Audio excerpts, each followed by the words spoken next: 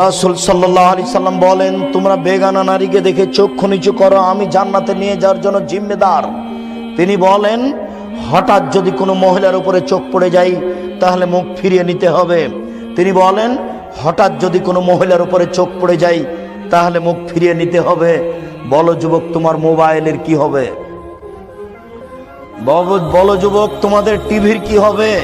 তুমি, তোমার বোন, তোমার দুলা ভাই, তোমার মা, তোমার বাপ, তোমরা 14 গোষ্ঠী মিলে এই ল্যাংটা বেশ্যালয়ের মেয়ে দেখে চক্ষু ঠান্ডা করো, কলিজা ঠান্ডা করো, তোমরা জান্নাত কিনতে চাও। এটা হয় কি করে এটা বুঝতে পারলাম না। পতিতালয়ের রং মাখানো মেয়ে দেখে জান্নাত কিনতে চাও কি করে? আলাইনানে তাজনিয়া জানা হুমান নাজরো, দুই চোখের জেনা হচ্ছে চোখ দিয়ে দেখা। অলজনানে জেনা হুমুল ইস্তেমাও, দুই কানের জেনা হচ্ছে কান দিয়ে শোনা। ওয়ালিয়াদ জেনা হাল বাদস, হাতের জেনা হচ্ছে হাত দিয়ে ধরা। ওর রিজল জেনা হাল মাসি, পায়ের জেনা হচ্ছে পা দিয়ে চলা। জেনাল কালব তাতামানা তাস্তাহি, অন্তরের জেনা হচ্ছে পরিকল্পনা করা। জেনাল লিসান নুতক, জিহ্বার জেনা হচ্ছে কথা বলা। এগুলো সব জেনার মাধ্যম। এইভাবে জেনা করার পরেও কি করে তুমি জান্নাতের হিসাব করতে পারো? অত দামি মেয়েকে কিভাবে তুমি ভোগ করতে চাও? তুমি হিসাব করতে পারো না? জান্নাতের নারী এত সুন্দরী, জান্নাতের নারী এত সুন্দরী, জান্নাতের নারী এত সুন্দরী যাদেরকে দেখে মনে হবে ঝিনুকের মধ্যে লুকানো মুক্তা।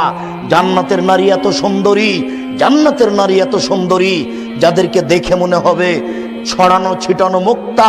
জান্নাতের নারী এত নরম, জান্নাতের নারী এত নরম, জান্নাতের নারী এত নরম যে আপনার ওই ডিমের খোসা এবং সাদা পদার্থ, ডিমের খোসা এবং কুসুমের মধ্যে সাদা পদার্থ যত নরম, ডিমের খোসা এবং কুসুমের মধ্যে সাদা পদার্থ যত নরম, জান্নাতের নারী তত নরম। কি দিয়ে বুঝায় যুবক আমি তোমাকে?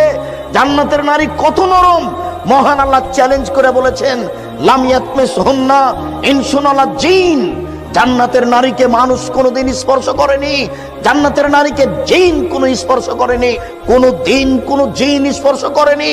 জান্নাতের নারীর ব্যাপারে আল্লাহ তাআলা চ্যালেঞ্জ করেছেন, জান্নাতের নারীদের কোনোদিন পেশাব হবে না, তাদের কোনোদিন পায়খানা হবে না, তাদের কোনোদিন হায়েজ হবে না, তাদের কোনোদিন নাকে শিকান হবে না, তাদের শরীরে কোনোদিন ময়লা হবে না, তাদের কাপড় কোনোদিন অপরিষ্কার হবে না, তাদের মাথায় থাকবে লম্বা লম্বা কোঁকড়া কোঁকড়া কুচকুচে কালো চুল।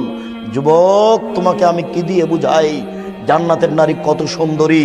তাদের বক্ষ হবে স্ফীত গোলাকার। তুমি এই জান্নাতের নারী ভোগ করতে চাও পতিতালয়ের নারী দেখে? এখনই সিদ্ধান্ত পরিবর্তন করো, জান্নাত হবে ইনশাআল্লাহ। ওনাহান নাফসানিল হাওয়া ফাইনাল জান্নাতা হিয়াল মাওয়া। আল্লাহ ওয়াদা করেছেন তোমার সাথে, পৃথিবীর প্রত্যেকটা মানুষের সাথে আল্লাহ ওয়াদা করেছেন। মানুষ যদি তার প্রবৃত্তিকে ঠেকাতে পারে, মানুষ যদি তার প্রবৃত্তিকে ঠেকাতে পারে, আজ থেকে টিভিতে পতিতালয়ের ল্যাংটা মেয়ে দেখবে না, আজ থেকে কোনো মেয়ের সাথে মোবাইলে গল্প করবে না, আজ থেকে জেনা বন্ধ করলো।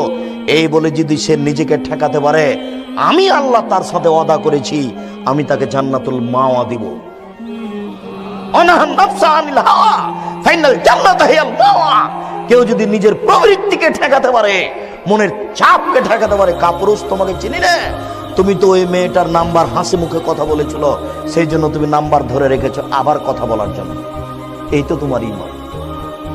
একটা মেয়ে মোবাইলে তোমার সাথে হেসে কথা বলেছিল, তাই তুমি নাম্বারটা ধরে রেখেছো আবার কথা বলার জন্য। তুমি জান্নাত কিনতে চাও কি করে? জান্নাত খুব দামি জিনিস, জান্নাত পাওয়া খুব টাফ ব্যাপার। তুমি জান্নাত ভোগ করার চেষ্টা করো।